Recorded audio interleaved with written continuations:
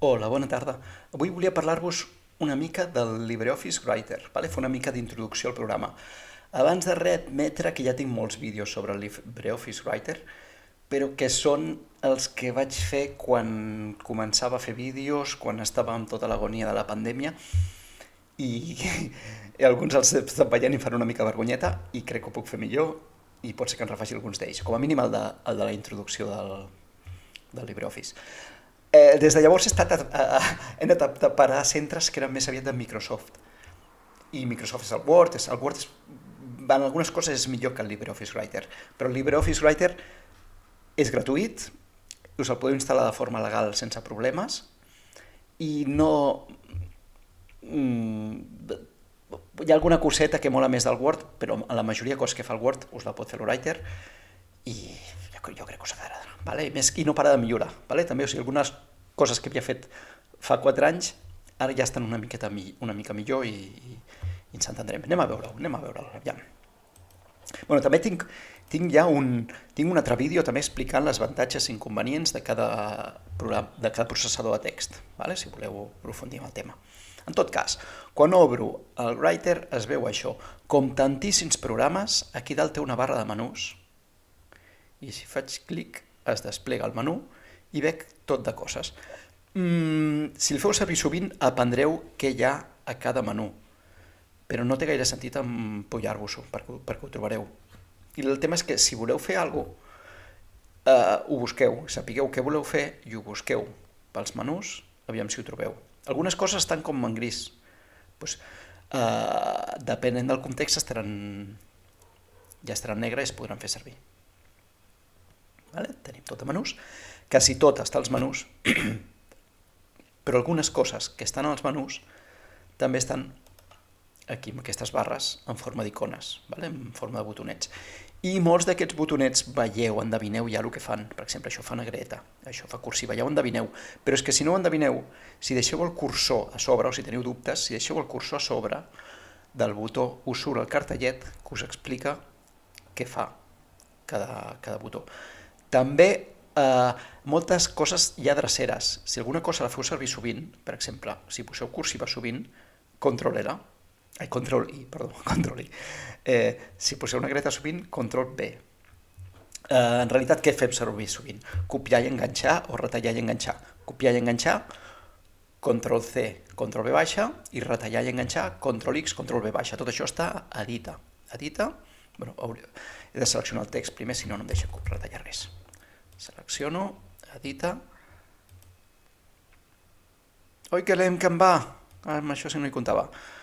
Retalla, Control X, còpia, Control C. Fixeu-vos que us ho diu aquí la drecera, també tampoc no cal que us les aneu apuntant, les teniu totes aquí als menús i vosaltres ja anireu veient què és el que feu servir més sovint i que ja són les dreceres que potser us interessa aprendre-us. Després, que petitó es veu això? El zoom està aquí. Compte, no confongueu el zoom amb la mida del text. La mida del text afecta la impressió. Si jo ara faig això ben gran, això creix, però quan ho imprimeixi també serà molt més gran. En canvi, això d'aquí, el que faig és acostar-me al full. Què més? Quan moc el ratolí, moc el cursor. Vale? Aquesta cosa que es mou per la pantalla és el cursor que es mou amb el ratolí. I és diferent d'aquesta cosa que fa, aquesta línia aquí que fa pampallugues. Aquesta línia que fa pampallugues aquí s'anomena punt d'inserció i és on apareixerà la lletra corresponent a la tecla que apreti. Si apreto la lletra O, apareix aquí en el punt d'inserció. Si moc el punt d'inserció cap a l'esquerra amb les tecles o amb el ratolí, i aquí escric una altra O, n'he posat dos, tots els que vulgui, les va posant on està aquesta ratlleta. Vale? Segurament ja ho sabíeu, però potser no coneixeu l'expressió. Punt d'inserció, la ratlla, cursor, l'altre, el que es mou amb el ratolí. Què més? Enter, intro, salt de línia, i si jo ara, per exemple, apreto aquí, color de la lletra, a partir d'ara m'ho escriu en vermell. O si apreto negreta, ho fa més gruixut, ho fa en negreta. O sigui, ho fa a partir del moment en què apreto la combinació de tecles corresponent o el que sigui. Si vull que afecti sobre alguna cosa que ja he escrit, selecciono, llavors li dic, per exemple, que m'ho faci de color verd. Pot fer-ho a partir d'ara o seleccionant i afectant a el que he seleccionat. Què més? A sota teniu alguna informació sobre el document. Estic a la primera pàgina, he escrit 4 paraules, tants caràcters. Això va bé si cobreu per paraula, o si feu un treball, han de tenir 100 paraules, doncs aquí sota ho podeu anar veient. Estils, idioma, moltes cosetes. Hi ha moltes més cosetes que us aniré veient, us aniré explicant amb calma en propers vídeos. També deixeu-me comentar-vos que tot això es pot configurar moltíssim. Puc tenir uns botons o uns altres visibles. I si feu servir el programa sovint, configureu-vos-ho de forma que us sigui més pràctica i que vegueu els botons que feu servir sovint siguin els que tingueu més a l'abast. Però, si esteu aprenent, no toqueu molt, perquè si no després no ho trobeu. No amagueu botons, jo recomano no amagar botons. Després, l'altra cosa, potser esteu acostumats al Drive. El Drive dessa les coses soles, però això no, això cal dessar les coses. Si tanquem sense dessar o se'n va la llum, aquest document el perdríem. Tot això que hem estat dedicant tanta estona a escriure-ho, podríem perdre-ho. Fitxer, dessa, ho dessarà. Anomena i dessa em permetrà canviar-li el nom i dessar-ho com una còpia diferent. El primer cop que apretem els botons fa el mateix tant una com l'altra, tant dessa com anomena i dessa. Perquè, com que no li havia dit el nom del document, el primer cop em preguntarà quin nom vull que li posi. Li poso nom borrable. L'extensió del LibreOffice Writer és ODF, Open Document File,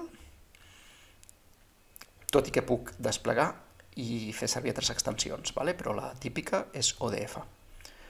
I fixeu-vos on ho estem dessant. Ho estic dessant a la carpeta projecte Competic 3, no vull deixar-ho aquí, me'n vaig a dessar-ho a documents, clic. Ara estic a la carpeta documents, amb el nom que li he dit, l'extensió que tenia per defecte, però si no la puc canviar. Apreto dessa i ja l'ha dessat. Escric més aquí sota, bla, bla, bla. Fitxer. Com que dessar es fa servir sovint, potser també vull saber una adreça, Ctrl+S. O es fa sovint, s'hauria de fer sovint. Ctrl+S, anirà dessant. Cada vegada que apreto Ctrl+S, ho dessa. I fixeu-vos que també hi ha aquesta icona que surt amb el botonet vermell, que el botonet vermell diu que no s'ha dessat. Els últims canvis no s'han dessat. Doncs apreto aquí i ha desaparegut el botonet vermell. Us interessa cada cop que veieu el botonet vermell que us recorda que apreteu aquí o apreteu Ctrl+S. I diria que com a introducció estem. Alguns vídeos dels que tenia antics serviran i si no, depèn de com tingui de temps, n'aniré fent de nous enguany o xino-xano quan pugui. Però LibreOffice guai, LibreOffice Writer guai, i crec que estic content de tornar a fer servir el LibreOffice Writer i és com retrobar un vell amic. Ens veiem en propers vídeos. Fins aviat.